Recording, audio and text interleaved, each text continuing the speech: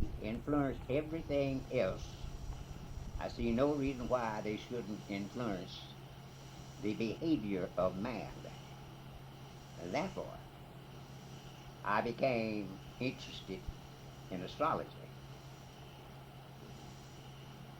I became interested in astrology in the year 1909.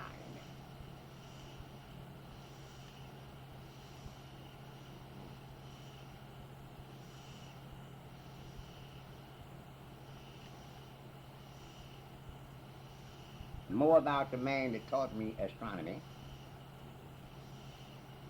He was a black man who, on his own, had came to America a free man, and therefore not subjected to slavery.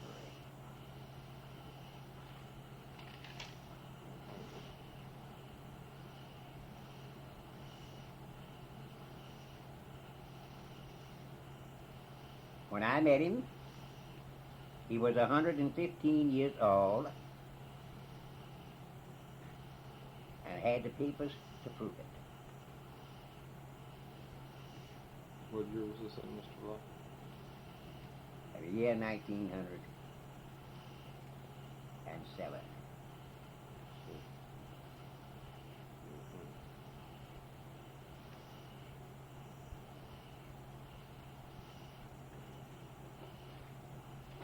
So you met him. I was the ripe old age of 9 years.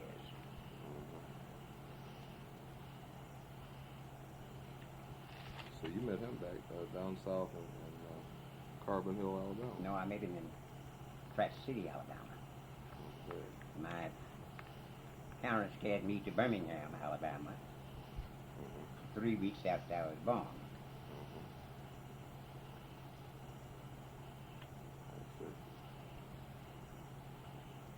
And so how did you happen to come under his instruction?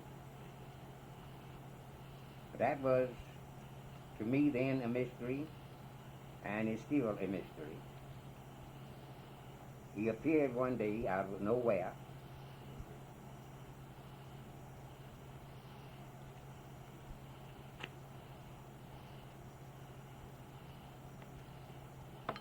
As a little boy, I had this great big oak tree that I used to sit under and watch the stars. So he's sitting under my tree one night. I want to know what he's doing there. It seemed like he and I had the same purpose. Only in this late day I must think that he was purposely sent to teach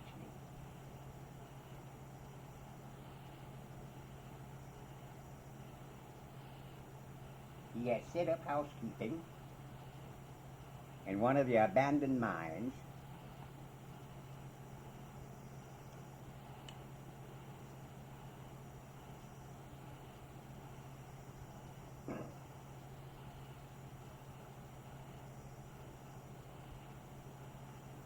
and he and I instantly took to each other. And of course my mother felt as though I was safe whenever I was in his company. And this was every night. It was clear enough to see the stars. This went on for 18 months. Until one day he told me that his mission had been accomplished and he was moving on. And that I were not to look for him or to look after him.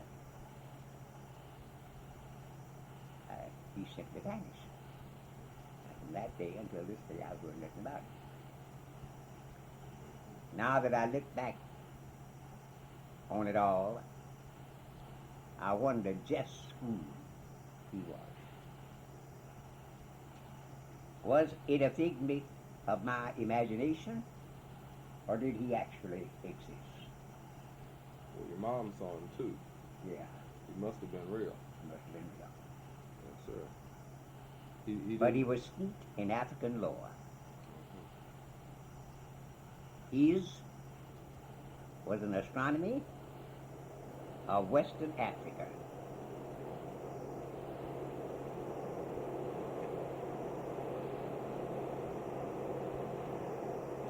And, He spoke much of Nigeria.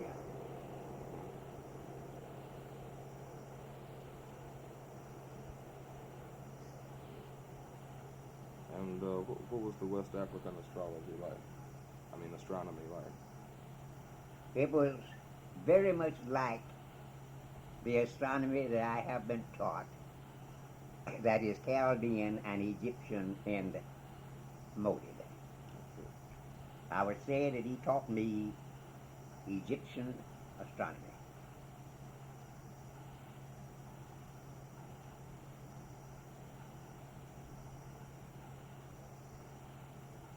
And my teaching was with the naked eye and an imaginative mind.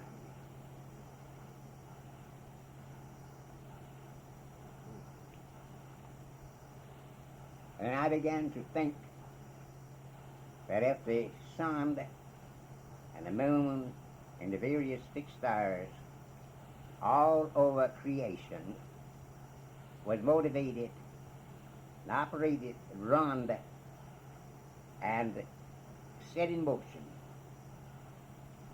by some unseen power, to me that power was suggestive of God.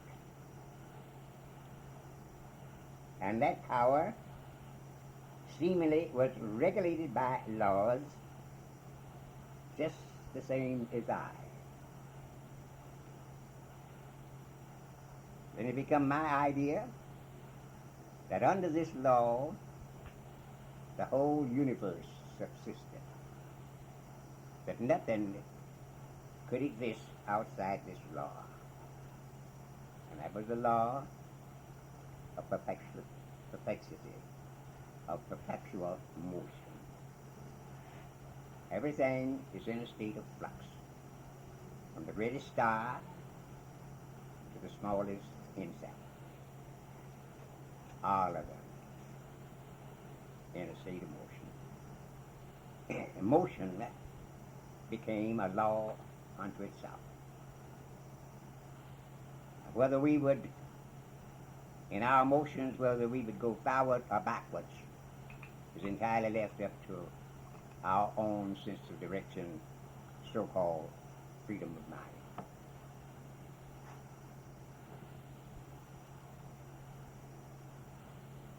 When I began seriously to study astrology and its effect on man, I was at once surprised that it seemed to have all had its beginning in Egypt,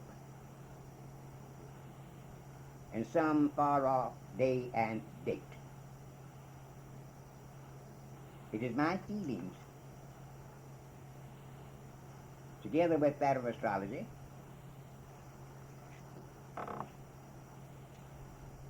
that the first man to use astrology was naturally those men endowed by nature to be able to stand the unbearable heat of the day, the unbearable heat of the sun, and therefore by nature would have been covered with the color that protected them from the heat, namely the black man. Why would he have to withstand the sun then? I thought that we study the stars at night. From them we get wisdom for the day.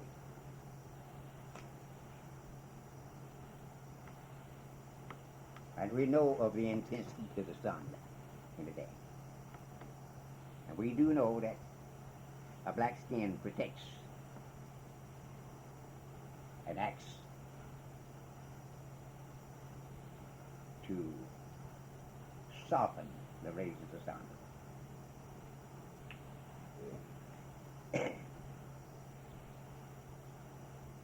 Another phase of becoming interested in astrology was that in reading the Bible, I had came across a phrase that said, eternally into the heavens. So it occurred to me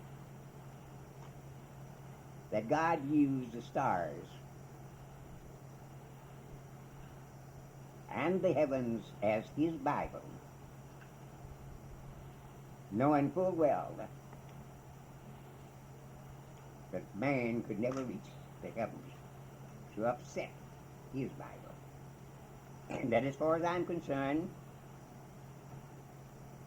the element above our heads is God's living Bible, that no man can twist to suit his convenience, and where thieves do not break through an error. And with that thought in mind, I believe with my whole heart, mind, and soul that the heavens, truly like the psalmist say, are the living springs of God's eternal mercy towards man. In that, the heavens declares his glory, and the firmament shows his handiwork, both day and night. If, in truth, the heavens is the living Bible of God, they must also be the written history of man. I connote astrology with the history of man. I believe that it tells the full history of man, how he came upon the earth, and how finally he will leave the earth. I also believe that the first men were shepherds by nature, not shepherds as we understand the word shepherd, but shepherds of other men. And they were mostly astrologers. There may have existed a priesthood among them. Of this I'm not sure. But at any rate, they were learned men, who I also believe may have been taught by beings that did not originate on this earth, and who can be said that their knowledge came from outer space or from on high. Such could very easily be the brains that built the snake, the brains that built the pyramids, because certainly no mathematician of the present day and time has the faintest notion of how those two things got there. But there they are, as a living image of God's work. How he went about having this work accomplished, I know not. But I'm egotistic enough to think that my guess is as good as any other man's. And my guess is that God calls this be. As a matter of fact, I know it could not have been had not God called it to be. And inasmuch as it has so much related astrology about it, then astrology undoubtedly is the means through which God talks to men today as he did in the days of yore. All that is needed is understanding. I believe that I have been blessed with this understanding and speak with authority.